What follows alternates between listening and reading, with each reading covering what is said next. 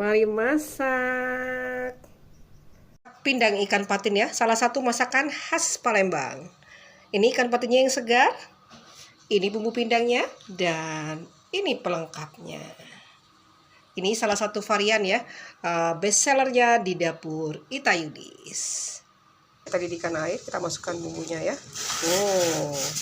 Dimasak sampai bumbunya matang ya. Kita masukkan ikan patinnya. Masak dengan api kecil ya, kira-kira 5 menit ya. Dengan api kecil ya, kira-kira 5 sampai 6 menit sampai ikannya matang ya. Udah matang ya, kita masukkan daun bawang dan irisan tomat ya.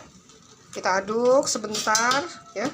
Setelah itu kita angkat pindang ikan patinnya wong Palembang, siap dinikmati.